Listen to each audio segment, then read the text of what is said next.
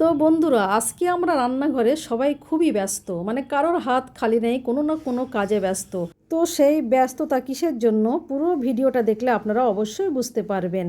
আসসালামু আলাইকুম, RS blog চ্যানেলের একটা নতুন ব্লগে আপনাদের সকলকে জানাই স্বাগত। তো বাড়িতে এসছে মামাতো ভাই, তো ভাবছি আজকে একটু পোলাও করা যাক। প্রায় তো বিরিয়ানি হয়, আর আমাদের বাড়ির অর্ধেক সদস্য বিরিয়ানি ঠিক পছন্দ করে না। তো যারা যারা পোলাও পছন্দ করে আজকে তাদের জন্য বিশেষ করে এই আয়োজন।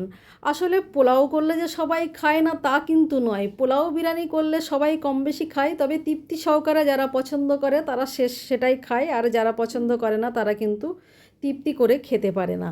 তাই যেদিন বিরিয়ানি হয় বিরিয়ানি লাভারদের খুবই আনন্দ, আর যেদিন পোলাও হয় সেদিন পোলাও লাভারদের খুবই আনন্দ হয় আমাদের বাড়িতে। যাই হোক, আমার মা এদিকে বাছাকোটা শুরু করে দিয়েছে।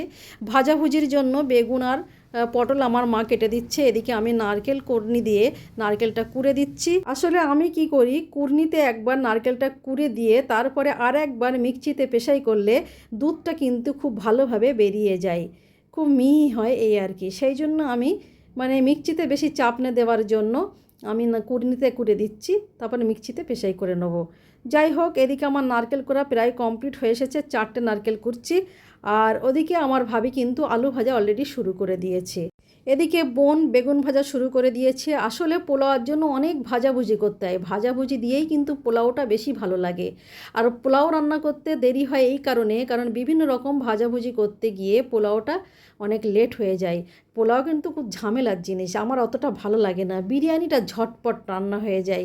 আর এখন তো বাচ্চারা বিরিয়ানিটা বেশি পছন্দ করে, আমার মেয়ে একদমই পোলাও খেতে চায় না, তবু আজকে জোর করে একটু খাওয়াবো এই আর কি। আমার কিন্তু পোলাওটা ভালো লাগে, আমার আব্বার ভালো লাগে, আমার ভাবির ভালো লাগে, আর বাড়িতে সবার কিন্তু বিরিয়ানি ভালো লাগে। মানে আমরা 10জন সদস্যের মধ্যে 5জন বিরিয়ানি লাভার, 5জন পোলাও লাভার। এদিকে পটলটাও ভাজা শুরু হয়ে গেছে, পটলটা ভাজা হয়ে গেলে তারপরে মাংসটা করে নেওয়া হবে। ওদিকে ভাবি চিংড়ি মাছ ভাজছে, তারপর একটা রুই মাছ নিয়ে এসেছে সেটাও ভাজছে। তো কি কি ভাজা হলো সব আজকে আপনাদের একসঙ্গে দেখাবো। তারপরে এদিকে আমরা রান্নাও করছি, অনেক গল্পও করছি, মজার মজার গল্প হয় রান্না করতে গেলে। তো বন্ধুরা, বুঝতেই পাচ্ছেন, সবাই যখন এক জায়গায় থাকা হয়, বসা হয়, গল্প হয়, কত কিছু হয়, মজা হয়, আড্ডাই আর কি হয়। আর বড় ফ্যামিলি হলে সত্যি খুব মজার হয়, কত রকমের গল্প, হই হুল্লোড়, ঝামেলা ঝগড়া কত কিছু লেগে থাকে, তার মধ্যেও কিন্তু আনন্দ সবচেয়ে বেশি হয়।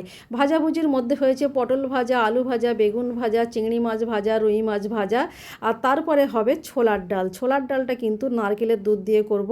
এদিকে কিন্তু মুরগির মাংসটা আবার চাপিয়ে দেওয়া হয়েছে, এই যে মুরগির মাংসটা কষিয়ে রান্না হচ্ছে বেশ।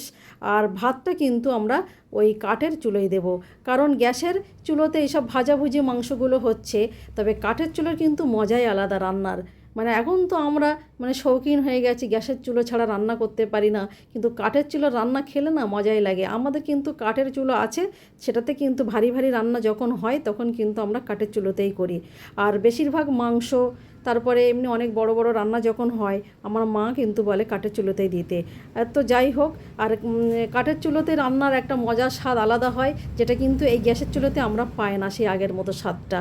আমাদের মা কাকিমারা কিন্তু আগে চুলোয় তো রান্না করতো, গ্যাস আর কদিন উঠেছে। এখনও কিন্তু সেই মা কাকিমাদের সেই চুলো রান্নার একটা অভ্যাস কিন্তু রয়ে গেছে। যতই আমরা গ্যাসে রান্না করি না কেন, ওদের কিন্তু সেই মনটা ভরে না। আমার মা কিন্তু বেশিরভাগ টাইমে কিন্তু চুলোতে রান্না করা পছন্দ করে। তো যাই হোক, আমাদের মাংস রান্না হয়ে গেছে। আর মা যখন রান্না করতে যায় মা বলে আমার গ্যাসে ভালো লাগে না, আমার চুলোয় রান্না করতে ভালো লাগে। তবে মায়ের হাতের রান্না সত্যি অসাধারণ, কী বলবো। মা এখন অনেক কম রান্না করে, কিন্তু যেদিন রান্না করে আমরা চেটে পুটে খাই। তো এই যে ছোলার ডালটাও রান্না করা হয়ে গেছে নারকেলের দুধ দিয়ে, এবার কিন্তু পোলাওটা রান্না হবে। তো পোলাওটা আমার ভাবি করছে, ভাবি কিন্তু একদম পাকা রাঁধুনি হয়ে গেছে আমার মায়ের মতো। যাই হোক, এই যে চুলোতে বসিয়ে দেওয়া হয়েছে রান্না, এই ঘি দিয়ে অল্প করে তার মধ্যে পেঁয়াজ দিয়ে এই চালটা ভেজে নেওয়া হয়। তারপর যে আমি নারকেলের দুধটা বার করে রেখেছিলাম, এই যে নারকেলের দুধটা ঢেলে দেওয়া হচ্ছে। ভাতটা যখন পুরোপুরি হয়ে যায় সব শেষে দিয়ে দিতে হয়, মানে যে যেরকম মিষ্টি পছন্দ করে সেরকম মিষ্টি দিতে হয়। পোলাও যখন পুরোপুরি রান্না হয়ে যাবে হালকা একটু কালার দিয়ে দেবো। আমরা একটু কালারওয়ালা পোলাও বেশি পছন্দ করি, অনেকে কিন্তু সাদা পোলাও পছন্দ করে, যার যেমন ইচ্ছা সে তেমন বানায়। যাই হোক, রান্না হয়ে গেলে কিন্তু এবার খাওয়া দাওয়ার দিকে চলে যাওয়া। এক একজন গোসল করতে চলে গিয়েছি, মানে আমাদের যার যার কাজ আগে আগে হয়ে গেছে, সে গোসল করতে গিয়েছি। মা সবচেয়ে শেষে গোসল করবে, মা বলছে তোরা সব এক এক করে চলে আয়। এই যে পোলাওটা পুরো রান্না কমপ্লিট হয়ে গেছে, বাদাম আর কাজু কিশমিশ দিয়ে দিয়েছি, আর ওপর থেকে ঘি দেওয়া হয়েছে। যাই হোক, রান্না কমপ্লিট হয়ে গেলে এই যে আমরা খেতে বসে গেছি। প্রথম ভাই ভাইপোরা সবাই খেতে বসে গেছে। এই যে মা প্রত্যেককে প্লেটে উঠিয়ে দিয়েছে। আমাদের বাড়িতে কিন্তু পোলাও কিংবা বিরিয়ানি হলে আমি আগেই বলেছি, মানে কাগজের প্লেটে খাওয়া আমরা বেশি পছন্দ করি। আসলে সেদিন একটু অনুষ্ঠান বাড়ি বাড়ি মতো ফিল হয়।